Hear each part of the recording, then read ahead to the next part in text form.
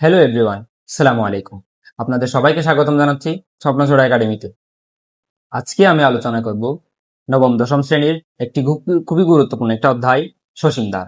এই অধ্যায়টি খুবই ইন্টারেস্টিং একটা অধ্যায়। প্রতি বছর এসএসসি এক্সামে অন্তত একটি প্রশ্ন এই অধ্যায় থেকে এসে থাকে। আমাদের এই ক্লাসটি করলে আপনারা অন্তত একটি প্রশ্ন এখান থেকে আনসার করতে পারেন। সসীমদার অধ্যায়টি মূলত দুইটা পার্টে বিভক্ত, 13.1, 13.2। আমাদের ধারা জানতে হলে জানতে হবে অনুক্রম জিনিসটা কি। অনুক্রম জিনিসটা হচ্ছে সাজানো একটা জিনিস, সিরিয়ালি একটা জিনিস। যেমন 1, 2, 3, 4, এভাবে যদি আমরা কমা দিয়ে দিয়ে দিয়ে যদি অনেকগুলো সংখ্যা লিখি বা এরকম জিনিসগুলোকে বলা হয় অনুক্রম। আর যখন এটাকে আমরা যোগ আকারে লিখবো 1 + 2 + 3 + 4, তখন সেটা হয়ে যাবে ধারা। অনুক্রম থেকে সাধারণত দুই ধরনের প্রশ্ন হয়, একটা হচ্ছে সাধারণ পদ নির্ণয় করতে হয়, আরেকটাতে সাধারণ পদ দেওয়া থাকে, এরকম ধারা অনুক্রমটা নির্ণয় করতে হয়। প্রথমে আমরা আলোচনা করব সাধারণ পদ কেমনে নির্ণয় করে। প্রথমটা দেখি 1, 2, 3, 4, অর্থাৎ একটা স্বাভাবিক সংখ্যা। তাহলে এটাকে আমরা কি দ্বারা প্রকাশ করতে পারি? n দ্বারা প্রকাশ করতে পারি। তাহলে n এর মান যখন আমরা 1 বসাবো প্রথম পদ পাবো, 2 বসালে দ্বিতীয় পদ পাবো, 3 বসালে তৃতীয় পদ পাবো, 4 বসালে চতুর্থ পদ পাবো। এই জন্য এটা সাধারণ পদ হবে n।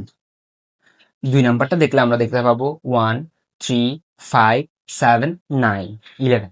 এই সংখ্যাগুলো দেখলে আমরা প্রত্যেকটার মধ্যে পার্থক্য আমরা কত পাই? 2 করে পার্থক্য পাচ্ছি। 2 করে পার্থক্য পাচ্ছি। তাহলে 2 করে পার্থক্য হলে আমরা এখানে লিখে ফেলবো 2n। তাহলে n এর মান আমরা 1 বসাই।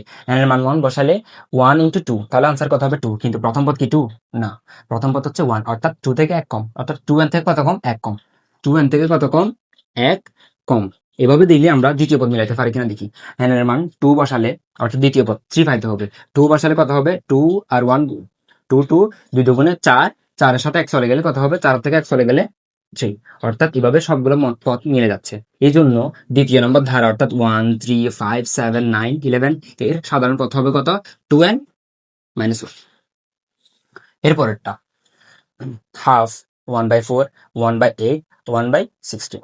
তাহলে এখান দেখলে আমরা প্রত্যেকটার মধ্যে দেখবো এটা 2 কে বর্গ করলে পাওয়া যায়, এটা এটা এটা 2, এটা 2 কে বর্গ করলে পাওয়া যায়, এটা হচ্ছে 2 কে কিউব করলে পাওয়া যায়, এটাকে 2 কে 2 টু দি পাওয়ার 4 করলে পাওয়া যায়। তাহলে লিখতে পারবো এইভাবে 1 / 2 two the power n, 1 / 2 two the power n। এখানে আমরা n এর মান বসাই।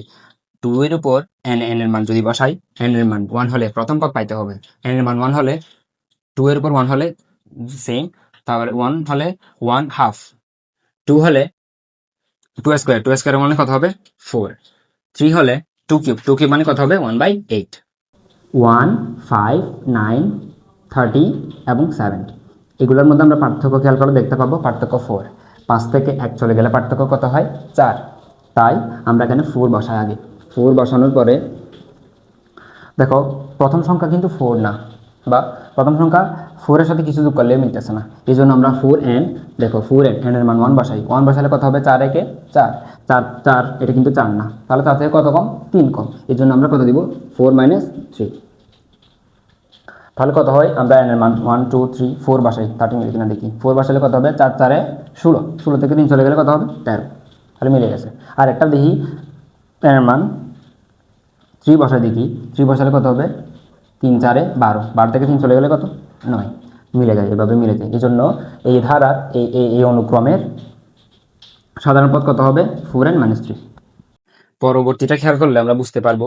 দেখো এখান থেকে আমরা দেখি, প্রথমটা না লিখি, এখান থেকে দেখি, দেখলে কত হয়? 3 two the power 1, 3, 3 two the power 2, 9, 3 cube, তাহলে কত হয়? 27। এভাবে মিলে যায়। তাহলে এটা কত হয়? 3 টু দি পাওয়ার n, অর্থাৎ n এর মান আমরা বসাই, আস্তে আস্তে বসাই। দেখো কিন্তু কিন্তু আমরা প্রথমটা খেয়াল করি নাই। প্রথমটা দেখলে আমরা বুঝতে পারবো না। এই জন্য প্রথমটার জন্য খেয়াল করতে হলে আমাদের কি করতে হবে? 3 থেকে 1 বাদ দিতে, n থেকে 1 বাদ দিতে হবে। n থেকে 1 বাদ দিলে কি হয়? n থেকে 1 বাদ দিলে কি হয়? দেখো 3, n এর মান 1 বসাই। 1 বসালে কত হবে? 1 - 1, তাহলে আনসার কত? 0। তাহলে 3 টু দি পাওয়ার 0 এর মান কত? 1। n এর মান 2 বসাও। 2 বসালে কত হবে? 2। 2 থেকে 1 চলে গেলে কত? 1। তাহলে 3 টু দি পাওয়ার 1 মানে কত? 3। তাহলে n এর মান 3 বসাই। 3 বসালে কত হবে? 3 থেকে 1 চলে গেলে কত? 2। 2 আর 2 টু দি পাওয়ার 3 স্কয়ার হচ্ছে কত? 9। এই অনুক্রমের সাধারণ পদ হবে কত? 3 টু দি পাওয়ার n - 1।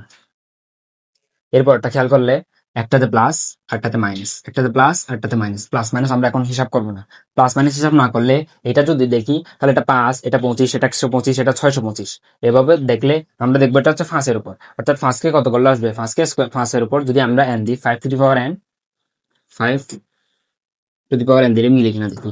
তাহলে n এর মান 1 বসালে কত হবে 5, n এর মান 2 বসালে কত হবে 25, n এর মান 3 বসালে কত হবে 125, n এর মান কত 4 বসালে কত হবে 625। তাহলে আমরা প্লাস মাইনাসের ব্যাপারটা ছাড়া বাকিটা ধারা বের করে ফেলছি সাধারণ পদ। কিন্তু এখন প্লাস মাইনাস কেমন বুঝবো, খেয়াল করবো প্রথম পদে প্লাস আছে না দ্বিতীয় পদে প্লাস আছে। তাহলে মাইনাস সংখ্যাটা আনতে হবে। মাইনাস সংখ্যাটা আনার জন্য আমরা মাইনাস মাইনাস 1 দিয়ে আমরা কি করে ফেলবো, -1 সাথে রাখবো। তাহলে এখানে একটু খেয়াল করলে আমরা বুঝতে পারবো, মাইনাস চিহ্ন আনার জন্য মাইনাস দিলাম, -1 দিলাম, কিন্তু -1 এর উপর কি কোন পাওয়ার রাখতে হবে, জোড় পাওয়ার রাখতে হবে না বিজোড় পাওয়ার রাখতে হবে।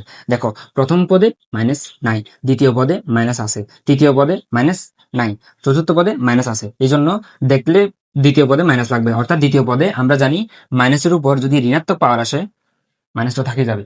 এই জন্য দ্বিতীয় পদে কি আনতে হবে, ঋণাত্মক পাওয়ার আনতে হবে। কিন্তু প্রথম পদ হচ্ছে, প্রথম পদ n এর মান আমরা যদি 1 বসাই, n যদি 1, প্রথম পদে n এর মান তো অবশ্যই 1 হলে n প্লাস 1 করলে এটা জোড় পাওয়ার হয়ে যাবে, n প্লাস 1 করলে কি হয়ে যাবে, জোড় পাওয়ার হয়ে যাবে। n প্লাস 1 করে দেখি, n প্লাস 1 হলে প্রথম পদে n এর মান কত 1, তার সাথে 1 যোগ করলে কত হবে 2, তাহলে মাইনাস চিহ্নের উপর জোড় পাওয়ার আসছে।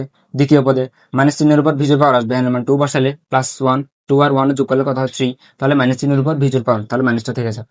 এভাবে অনুক্রমে একটা টপিক সাধারণ পদ নির্ণয়। টপিক 2 সাধারণ পদ থেকে অনুক্রম নির্ণয়। সাধারণ পদ হচ্ছে 1/n। তাহলে আমরা n এর মান বসায় বসায় মূলত এটা নির্ণয় করি। n এর মান প্রথম পদে কত বসাইতে হয় 1, n এর মান 1 বসালে 1/1, n এর মান 2 বসালে 1/2, n এর মান 3 বসালে 1/3, n এর মান 4 বসালে 1/4। এভাবে বাকিগুলো নির্ণয় করতে হবে। এরপরেরটা n এর মান প্রথম পদে n এর মান 1 হলে কত হবে 1 - 1, 1 + 1, এভাবে বসায় ফেলবো। এই দ্বিতীয় পদে n এর মান 2, 2 - 1, এটা হবে 2 + 1। তৃতীয় পদে n এর মান কত 3, তাহলে কত হবে 3 - 1, এটা হবে 3 + 1। চতুর্থ পদে n এর মান হবে 4, 4 - 1, 3, 4 + 1। এরপরে এগুলো সমাধান করলে উপরেরটাতে কিছু থাকবে না, 0, 0 টু দি পাওয়ার 1, কত হবে এটা 2 থেকে 1 চলে গেলে কত 1, এটা হবে 3, এটা হবে কত 3 থেকে 1 চলে গেলে 2, এটা হবে 4। এরপরটা হচ্ছে 4 থেকে 1 চলে গেলে 3, 4 এর সাথে 1 যোগ করলে হচ্ছে 5, 1/n²। n এর মান আমরা 1 বসালে এটা পাবো 1, উপরে পাবো 1² মানে হচ্ছে 1, উপরে হচ্ছে 1, 1 1 মানে হচ্ছে 1, 1/1 মানে হচ্ছে 1। এরপরটা n এর মান 2 বসাই, 2² মানে হচ্ছে 4, 4 উপরে আছে 1, অর্থাৎ 1/4। এরপর n এর মান 3 বসাই, 3² মানে হচ্ছে 9, উপরে আছে 1, 1/9। এভাবে এরপরটা n ফ্যাক্টোরিয়াল। ফ্যাক্টোরিয়াল বিষয়টা কি হচ্ছে, ফ্যাক্টোরিয়াল বিষয় আমরা করাই 4 ফ্যাক্টোরিয়াল মানে হচ্ছে বোঝায় 4 এর পর সব সংখ্যা গুণ, 4 গুণ 3 গুণ 2 গুণ 1। 2 ফ্যাক্টোরিয়াল মানে হচ্ছে 2 এর সব পরের সংখ্যা, 2 × 1। তাহলে n এর মান 1 বসালে 1 ফ্যাক্টোরিয়াল, 2 ফ্যাক্টোরিয়াল, 3 ফ্যাক্টোরিয়াল, 4 ফ্যাক্টোরিয়াল। এভাবে 1 ফ্যাক্টোরিয়াল মান হচ্ছে 1, 2 ফ্যাক্টোরিয়াল মান হচ্ছে 2, 3 ফ্যাক্টোরিয়াল মান হচ্ছে 6 এবং 4 ফ্যাক্টোরিয়াল মান হচ্ছে 24। অনুক্রমের প্রথম টপিক সাধারণ পদ নির্ণয়, দ্বিতীয় টপিক সাধারণ পদ থেকে অনুক্রম নির্ণয়। এই ধারাটি আমরা দুই ভাগে ভাগ করতে পারি। পদ সংখ্যার উপর ভিত্তি করে, পদগুলোর মধ্যবর্তী সম্পর্কের উপর ভিত্তি করে। পদ সংখ্যার উপর কিরকম, সসীম অসীম। সসীম মানে যার শেষ আছে, অসীম মানে যার শেষ নাই। সসীম কোনগুলা, দেখো এই ধারাটি দেখলে আমরা শেষ পদটা বলে দেওয়া আছে এখানে। এই ধারাটিতে শেষ পদটা বলে দেওয়া আছে 30, এই জন্য এটা হচ্ছে কি সসীম ধারার মধ্যে পড়বে। অর্থাৎ এটার একটা বৈশিষ্ট্য হচ্ছে কি পদ সংখ্যা নির্দিষ্ট। অসীম দ্বারা যার পদ সংখ্যা অনির্দিষ্ট, অর্থাৎ শেষ কোথায় বলে দেওয়া থাকবে না। পদ সংখ্যার মধ্যবর্তী পার্থক্যের উপর ভিত্তি করে কি কি বলতে পারি, সমান্তর ধারা, গুণোত্তর ধারা। সমান্তর ধারা 13.1 আলোচনা করা হয়, গুণোত্তর ধারা 13.2 আলোচনা করা হয়। 13.1 সমান্তর ধারা। কেমনে বুঝবো আমরা সমান্তর ধারাগুলো? সমান্তর ধারা হইতে গেলে প্রথম শর্ত পদগুলোর মধ্যবর্তী পার্থক্য একই থাকতে হবে। পার্থক্য কি? পার্থক্য দেখো 4 থেকে 1 চলে গেলে কত 3, 7 থেকে 4 চলে গেলে কত 3, 10 থেকে 7 চলে গেলে কত 3। তাহলে সবসময় পার্থক্য কত থাকলো 3। তাহলে সবসময় পার্থক্য একই থাকলে সেটাকে আমরা সমান্তর ধারা বলতে পারি। 13.2 অর্থাৎ গুণোত্তর ধারায় কেমনে বুঝবো, পদগুলোর মধ্যবর্তী অনুপাত সমান থাকবে। অনুপাত মানে কি, প্রথম অর্থাৎ একটা পদ তার পূর্ববর্তী পদকে ভাগ করলে, অর্থাৎ আমরা 3 কে 3কে 9 দ্বারা ভাগ করলে অনুপাত 3, 9কে আবার 3 দ্বারা যদি আমরা ভাগ করি তাহলে তাও অনুপাত হবে 3, 27কে 9 দ্বারা ভাগ করলে তাও অনুপাত 3, 81কে 27 দ্বারা ভাগ করলে তাও অনুপাত 3। তাহলে গুণত্ব দ্বারা পদগুলোর অনুপাত সবসময় একই থাকবে, অর্থাৎ সমান থাকবে 3 3 3 3। সমান্তর দ্বারা অ্যারিথমেটিক সিরিজ। অ্যারিথমেটিক সিরিজটি কেমনে বুঝবো? কোনো ধারার যে কোনো পদ ও তার পূর্ববর্তী পদের পার্থক্য সবসময় একই বা সমান থাকলে সেটাকে অ্যারিথমেটিক সিরিজ বলা হয়। উদাহরণস্বরূপ দেখতে পাই আমরা 19 থেকে 13 চলে গেলে পার্থক্য কত হয়? 6। 25 থেকে করলে 6, 31 থেকে 25 চলে গেলে তাও 6, 37 থেকে 31 চলে গেলে তাও 6। তাহলে পার্থক্য, অর্থাৎ পার্থক্য সবসময় আমরা কি পাচ্ছি? একই পাচ্ছি, একই বা সমান পাচ্ছি, সবসময় 6 পাচ্ছি। 13, 7, 1, -5, -11 দেখলে আমরা পার্থক্য দেখি 13 থেকে, অর্থাৎ 7 থেকে 13 চলে গেলে। এবার এটা মনে রাখতে হবে যে কোনো একটা পদ তার পূর্ববর্তী পদ করতে হবে। 7 থেকে 13 চলে গেলে কত? -6। 1 থেকে 7 চলে গেলে তাও -6, -5 থেকে 1 চলে গেলে তাও -6, -11 থেকে -5 চলে গেলে তাও -6। মাইনাস হোক প্লাস হোক, সবসময় প্রথমটাতে পার্থক্য ছিল যে 6, শেষেরটাতে পার্থক্য ছিল যে -6। তাহলে সবসময় পার্থক্য একই, এই জন্য এইটা এই ধারাকে আমরা কি বলতে পারি? অ্যারিথমেটিক সিরিজ বলতে পারি। সমান্তর দ্বারা, এটিতে যদি টানা তিনটা পদের মধ্যে যে কোনো একটা পদ বের করতে বলে তাহলে আমরা একটা জিনিস দিয়ে বের করতে পারি, সেটা হচ্ছে কি? প্রথম পদ আর তৃতীয় পদ যোগ করলে সেটা দ্বিতীয় পদের দ্বিগুণ, বা অন্যভাবে বলতে পারি প্রথম পদ যোগ তৃতীয় পদ, এটাকে 2 দিয়ে ভাগ করলে দ্বিতীয় পদটা আসবে। তাহলে আমাদের দ্বিতীয় পদ অর্থাৎ 19 বের করতে বললে আমরা 19 যদি দেওয়া না থাকে, 19 যদি x দেওয়া থাকে, 19 যদি বলে দেওয়া না থাকে, 25 আর 13 যোগ করলে হবে কত? 38। ওই 38কে 2 দিয়ে ভাগ করলে কত আসে? 19। অর্থাৎ আমরা এভাবে টানা তিনটা পদের মধ্যে যে কোনো একটা পদ দেওয়া না থাকলে বের করতে পারি। সমান্তর দ্বারা প্রথম পদ যদি এ হয়, সাধারণত যদি ডি হয়, তাহলে ধারাটি এ plus D plus A plus 2d এভাবে হবে। তাহলে এভাবে হিসাব করলে প্রথম পদে ডি এর মান 9, তাহলে 1 - 1 করলে 0, 0 ইন্টু ডি মানে কত? এ। এরপর দ্বিতীয় পদে 2 যদি বসায়, 2 থেকে 1 চলে গেলে কত? 1, তাহলে 1d। তৃতীয় পদে 3 - 1, তাহলে 2, 2d। এভাবে আমাদের যদি 100তম পদ বের করতে বলে, 100তম পদ, তাহলে কেমনে বের করতে পারবো?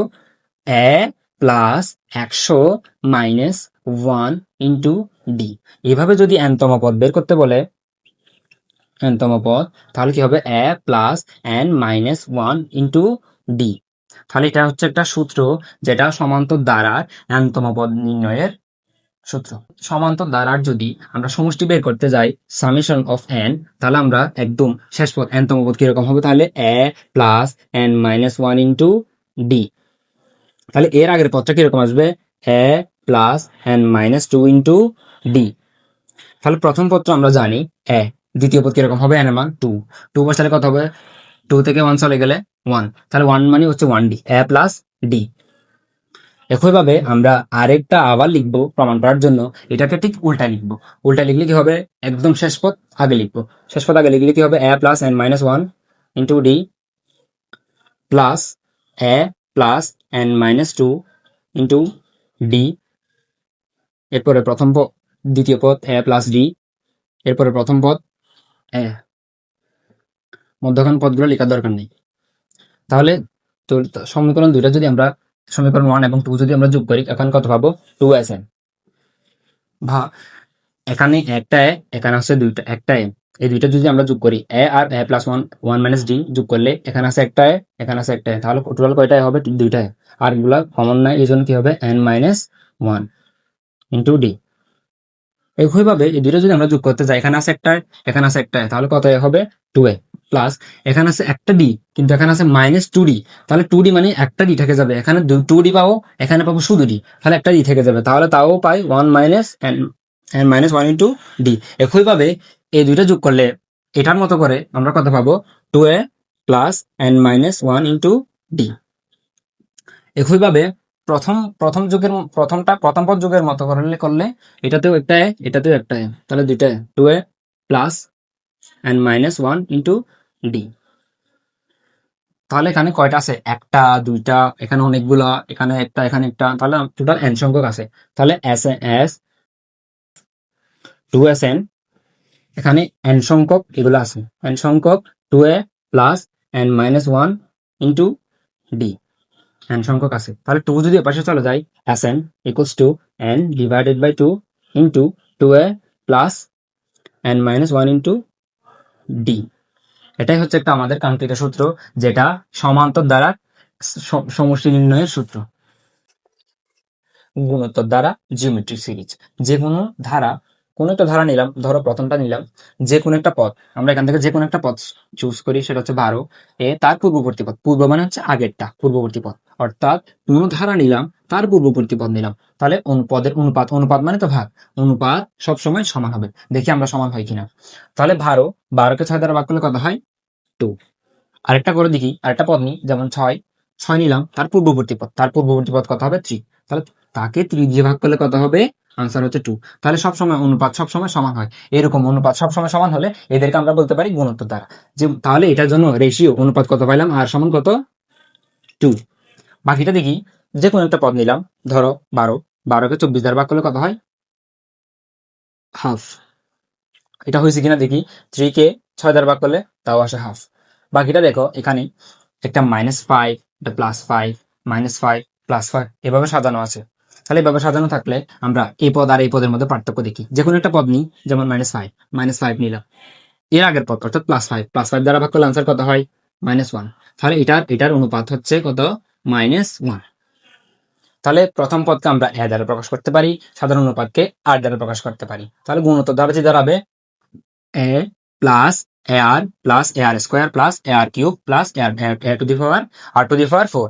এভাবে দেখলে আমরা দেখো এখানে কত পাই?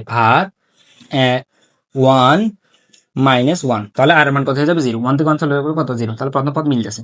প্লাস দ্বিতীয়টা করলে এ 2 -1 এ 3 -1, দেখো 3 থেকে 1 চলে যাবে 2, তাহলে আর স্কোয়ার, এ আর স্কোয়ার মিলে গেছে। তাহলে এভাবে যদি আমরা তম পদ বের করতে যাই, তম পদ বের করতে যাই দেখো এই তো প্রথম পদে n এর 1 বসাইলাম, দ্বিতীয় পদে 2 বসাইলাম, তৃতীয় পদে 3 বসাইলাম, তাহলে n আর টু দি পাওয়ার n, তারপর -1, সব সময় -1 -1 -1 -1। তাহলে এটা হচ্ছে গুণোত্তর দ্বারা তম পদ নির্ণয়ের সূত্র। n ইকুয়ালস তম পদ এ R to the power n-1। গুণোত্তর দ্বারা n সংখ্যক পদের সমষ্টি বের করতে গেলে Sn equals to A plus দ্বিতীয় পদ হবে এ আর, তৃতীয় পদ হবে এ আর স্কোয়ার, এবং এরকম করে n সংখ্যক পদ হবে এ আর n-1। এটাকে আমরা সমীকরণ 1 দিয়ে 2 নাম্বার আবার পুরো সমীকরণটা লিখবো। লেখার পরে ওটাকে আমরা 8 দিয়ে গুণ করবো। 8 দিয়ে গুণ করলে কত হবে? এটা হবে এ আর, এটা হবে এ আর স্কোয়ার। এটাকে যদি আমরা 8 দিয়ে গুণ করি, তাহলে এটাকে ভাঙলে এ আর n-1, এটাকে যদি আমরা 8 দ্বারা গুণ করি, তাহলে কিরকম দাঁড়াবে? এ ঠিকঠাক থাকবে, n -1 ইন্টু আর, এই আরটা লিখলাম। তাহলে এখান থেকে a+1 -1 চলে যাবে, তাহলে থাকবে কত? এ আর, কত থাকবে? এ আর এন। সমীকরণ 1 মাইনাস সমীকরণ 2 করলে কি হবে? সমীকরণ 1 এ S N minus R R S N, এখানে বিয়োগ করলে এটা চলে যাবে, এটা চলে যাবে, এটা আর এটা চলে যাবে, থাকবে এ আর, এখানে থাকবে n। অর্থাৎ এ মাইনাস বিয়োগ করলে চিহ্ন কি হয়ে যায়? পরিবর্তন হয়ে যায়। চিহ্ন পরিবর্তনে কি হবে? এ R to the power n। এখান থেকে যদি এস এন কমন নিই, 1 মাইনাস আর, এখান থেকে যদি এ কমন নিই, তখন হবে 1 minus R to the power n। আমাদের বের করতে হবে সামেশন সমষ্টি S N equals to A into 1 minus R N, নিচে থাকবে কত? এখানে গুণাকার আশেপাশে হলে কি হয়ে যাবে? ভাগ।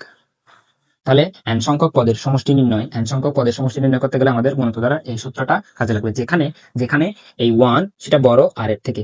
যখন আমরা সমীকরণ 2 থেকে 1 বিয়োগ করব, তখন সেটা আসবে Sn equals to A R to the power n-1 R -1, যেখানে যেখানে হবে আর গ্রেটার দেন 1। তাহলে গুণোত্তর দ্বারা n সংখ্যক পদের সমষ্টি নির্ণয়ের জন্য আমরা দুইটা সূত্র ব্যবহার করব। আর এর মান যদি 1 থেকে ছোট হয় তাহলে এই সূত্র, আর এর মান যদি 1 থেকে বড় হয় তাহলে এই সূত্র। যেমন আমরা এটা করি, যে কোনো একটা পদ নিলাম 1/9, তাকে এ পূর্ববর্তী পদ ভাগ পূর্ববর্তী পদ, ভাগ করলে কত হয়? নিচেরটা উল্টে যায়, প্রথমটা লিখলাম, নিচেরটা উল্টে গিয়ে গুণ হয়। তাহলে কাটাকাটি করলে কত থাকে? 1/3। কত থাকে? 1/3। তাহলে এখানে আর এর মান কত পাইলাম? 1/3, যেটা 1 থেকে ছোট। এরকম 1 থেকে ছোট আর এর মান যদি আমরা পাই, সেটা দিয়ে এই সূত্র দিয়ে কাজ করতে হবে। আর যখন আবার দ্বিতীয়টা 9, একটা পদ নিলাম 9, এটাকে যদি আমরা এর আগেরটা দিয়ে ভাগ করি, তাহলে আর এর মান কত আসে? 3, যা 1 থেকে বড়। তাহলে এরকম 1 থেকে বড় মান পাইলে এই সূত্র দিয়ে করবো, আর 1 থেকে ছোট মান পাইলে এই সূত্র দিয়ে করবো। সমান্তর ধারা, গুণোত্তর ধারা, এরপরে আমরা আরো বিশেষ কিছু ধারা সম্পর্কে জানতে পারবো, যেমন স্বাভাবিক সংখ্যা থাকলে, বর্গ সংখ্যা থাকলে, ঘন সংখ্যা থাকলে, জোড় সংখ্যা থাকলে, বিজোড় সংখ্যা থাকলে আমরা আরো বিশেষ কিছু সূত্র ব্যবহার করতে পারি। যেমন সংখ্যক স্বাভাবিক সংখ্যা অর্থাৎ 1 2 3 4 এইভাবে থাকলে আমরা কি করতে পারি, Sn সমষ্টি লিখতে পারি n into n plus 1 divided by 2। যখন বর্গ সংখ্যা থাকবে অর্থাৎ 1 স্কয়ার 2 স্কয়ার 3 স্কয়ার এভাবে থাকবে, তখন আমরা লিখতে পারি Sn equals to n into n plus 1 2n plus 1 divided by 6। আবার যখন ঘন সংখ্যা থাকবে 1 কিউব 2 কিউব 3 কিউব 4 কিউব এবং এভাবে যদি থাকবে, তখন আমরা লিখতে পারি Sn equals to n into n plus 1 divided by 2 whole square. যখন আমরা দেখবো এটা স্বাভাবিক জোড় সংখ্যা অর্থাৎ 2 4 4 6 8 এভাবে থাকবে, তখন আমরা লিখতে পারি Sn equals to n into n plus 1। যখন এগুলো বিজোড় সংখ্যা থাকবে 1 3 5 7, তখন আমরা লিখতে পারি Sn equals to n into 2n plus 1 2n minus 1 divided by 3। Thank you everyone, এতক্ষণ আমাদের সাথে থাকার জন্য। আমরা আজকের ক্লাসে যে সূত্রগুলো আলোচনা করলাম, পরবর্তী ক্লাসে সেগুলোর ব্যবহার প্রয়োগ কেমনে নির্ণয় করতে হয় তা দেখাবো। এতক্ষণ আমাদের সাথে থাকার জন্য আপনাদের সকলকে ধন্যবাদ। পরবর্তী ক্লাসে আরো ইন্টারেস্টিং কিছু ভিডিও নিয়ে আপনাদের সামনে আসতেছি। আমাদের ক্লাসটি আপনাদের ভালো লাগলে আমাদের ইউটিউব চ্যানেলটি সাবস্ক্রাইব করুন এবং ফেসবুক পেজটি ফলো দিন, লাইক কমেন্ট শেয়ার দিয়ে আমাদেরকে উৎসাহিত করুন। ধন্যবাদ। আসসালামু আলাইকুম।